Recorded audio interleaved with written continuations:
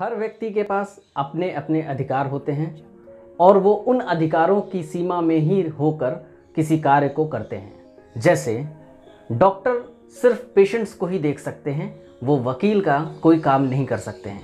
इसी तरीके से वकील सिर्फ वादों को देख सकता है, उनके विवादों को देख सकता है और उनके ही मसलों को हल कर सकता है, ना कि कोई डॉक्टर का कार्य करे।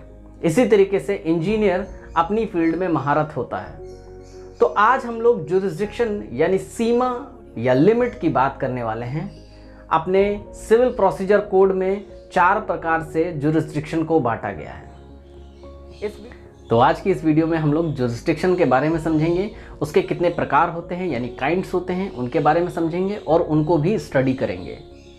तो आज की इस वीडियो को स्टार्ट करने से पहले आज मदर्स डे पर मैं सभी माँओं को हैप्पी मदर्स डे कहना चाहता हूं और ईश्वर से प्रार्थना करता हूं कि वो सदा खुश रहें और उनको बहुत सारा प्यार मिले।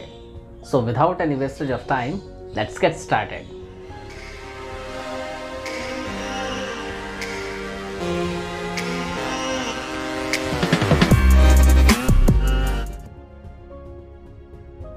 सिविल प्रोसीजर कोड में जुरिस्डिक्शन की परिभाषा किसी भी सेक्शन में नहीं दी गई है, लेकिन सिविल प्रोसीजर कोड में जुरिस्डिक्शन वर्ड हर कहीं पे आया है। जैसे कि सेक्शन 9 ही कहता है जुरिस्डिक्शन ऑफ सिविल कोड। तो इसका मतलब ये है कि सिविल न्यायालय का जुरिस्डिक्शन क्या होगा, वो उसकी सीमा क्या होगी, वो कौन कौन से केसेस को डील कर सकते हैं, वो उसका न्यायिक क्षेत्र है। जनरल भाषा में जुरिस्डिक्शन की डेफिनेशन है, jurisdiction may be defined to be the power और authority of the court to hear and determine a cause, to adjudication and exercise any judicial power in relation to it। इसका मतलब न्यायालय अपने न्यायिक क्षेत्र में रह करके ही उन सभी वादों को संचालित करेगी जो उस न्यायिक क्षेत्र की सीमा के अंतर्गत आते हैं। यानी अगर इसको एग्जाम्पल के द्वारा हम अगर समझें तो किसी कोर्ट की पावर 2 साल की सज़ा सुनाने की है, तो वो कोर्ट 5 साल की सज़ा नहीं सुना सकता है क्योंकि उसकी पावर बाध्य है 2 साल के लिए। अगर किसी कोर्ट की पावर है कि वो पर्टिकुलर एरिया को ही देखेगी, तो वो किसी और एरिया को नहीं देख सकती क्योंकि वो बाध्य है अपनी न्यायिक सीमा के लिए। किसी न्यायालय की न्यायिक सीमा को राज्य सरकार द्वारा तय किया जाता है। जुडिशियल एग्जाम में ये क्वेश्चन बहुत आता है कि किसी न्यायालय की न्यायिक सीमा को कौन तय करता है, तो यहाँ इसका आंसर होगा राज्य सरकार। जैसे कि हम लोगों ने जुरिस्डिक्शन के बारे में पढ़ लिया, न्यायिक सीमा के बारे में पढ़ लिया कि व्हाट इज़ जुरिस्डिक्शन। अब हम लोग न्यायिक सीमा के प्रकार को पढ़ेंगे यानी कि काइंड्स ऑफ जुरिस्डिक्शन पढ़ेंगे। तो there are 4 kinds of jurisdiction. Number 1 territorial और लोकल जुरिस्डिक्शन, जिसे हम प्रादेशिक क्षेत्राधिकार कहते हैं। पेक्यूनरी जुरिस्डिक्शन यानी आर्थिक क्षेत्राधिकार। Jurisdiction as to subject matter, विषय वस्तु क्षेत्राधिकार। और लास्ट है ओरिजिनल एंड अपीलेट जुरिस्डिक्शन यानी मूल या अपीली क्षेत्राधिकार। अब चारों को हम लोग बारी बारी से एक एक करके पढ़ेंगे। तो सबसे पहले है टेरिटोरियल लोकल जुरिस्डिक्शन यानी प्रादेशिक क्षेत्राधिकार।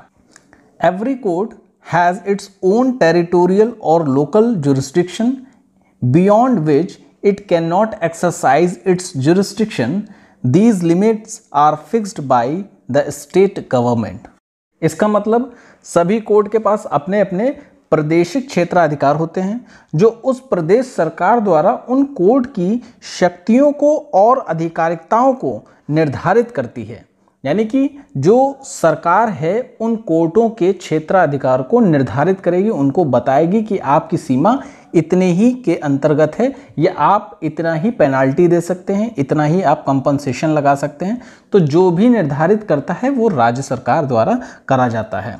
फॉर एग्जाम्पल जैसे हाई कोर्ट है, तो हाई कोर्ट किसी राज्य के हाई कोर्ट उस पूरे राज्य का कोई भी मामला, कोई भी वाद को डील कर सकता है, कोई भी वाद को संचालित कर सकता है। लेकिन अगर किसी पर्टिकुलर डिस्ट्रिक्ट में कोई डिस्ट्रिक्ट कोर्ट है, तो वो उस पर्टिकुलर डिस्ट्रिक्ट के ही वादों को ही डील करेगा, ना कि आगे कोई अलग डिस्ट्रिक्ट के। तो ये उसका टेरिटोरियल जुरिस्डिक्शन है। नंबर 2 है पेक्यूनरी जुरिस्डिक्शन। पेक्यूनरी जुरिस्डिक्शन को हम लोग एक सरल एग्जाम्पल के द्वारा समझते हैं। सपोज जैसे हम एक स्टेट को लेते हैं, जैसे सपोज यूपी को हम लेते हैं, तो यूपी में जूनियर डिवीजन सिविल कोर्ट की पावर है कि वो 1 रुपये से लेकर के 25,000 रुपये तक की सिर्फ जुर्माना लगा सकती है, या 1 रुपये से लेकर के 25,000 रुपये के जुर्माने के केस को वो डील कर सकती है। तो जूनियर डिवीजन सिर्फ 25,000 तक ही डील कर सकती है, उसके ऊपर के वैल्यू के केसेस को डील नहीं कर सकती है। उसके ऊपर के वैल्यू के केसेस को अगर डील करना होगा तो उसको senior division of civil court में आना होगा, और अगर उससे भी ऊपर के केसेस को डील करना होगा तो वो सीधे डिस्ट्रिक्ट कोर्ट में जाए या फिर हाई कोर्ट में जाए। तो जो इनकी सीमाओं को बाध्य करता है, जो आर्थिक सीमाओं को बाध्य करता है, यानी कि उसकी वैल्यू को बाध्य करता है, उसको हम पेक्यूनरी जुरिस्डिक्शन कहते हैं। अब बात करते हैं हम लोग थर्ड जुरिस्डिक्शन की, जो कि कहता है jurisdiction as to subject matter, यानी कि विषय वस्तु क्षेत्राधिकार। तो विषय वस्तु क्षेत्राधिकार का मतलब होता है, सपोज जैसे एक फैमिली कोर्ट है, तो फैमिली कोर्ट में सिर्फ पारिवारिक मामलों को ही देखा जाएगा, वहाँ पे कोई भी ट्रिब्यूनल मामला या कंज्यूमर फोरम को नहीं देखा जाएगा, वहाँ पे सिर्फ पारिवारिक मामलों को डील करा जाएगा। स्मॉल कॉज कोर्ट है तो वहाँ पे सिर्फ छोटे मोटे ही केसेस को डील करे जाएंगे, मर्डर के केसेस को डील नहीं करा जाएगा। या कंज्यूमर फोरम है तो कंज्यूमर फोरम में सिर्फ कंज्यूमर रिलेटेड ही वाद को देखा जाएगा। तो ये सब क्या है, किसी विशेष विषय वस्तु पे डील हो रहा है, तो इसको हम कहेंगे jurisdiction as to subject matter, यानी विषय वस्तु क्षेत्राधिकार। अब नंबर 4 है ओरिजिनल एंड एपेलेट जुरिस्डिक्शन, यानी मूल या अपीली क्षेत्राधिकार। डिस्ट्रिक्ट कोर्ट से लेकर के हाई कोर्ट, सुप्रीम कोर्ट, इन सभी के पास जुरिस्डिक्शन है, ओरिजिनल और एपेलेट दोनों जुरिस्डिक्शन है।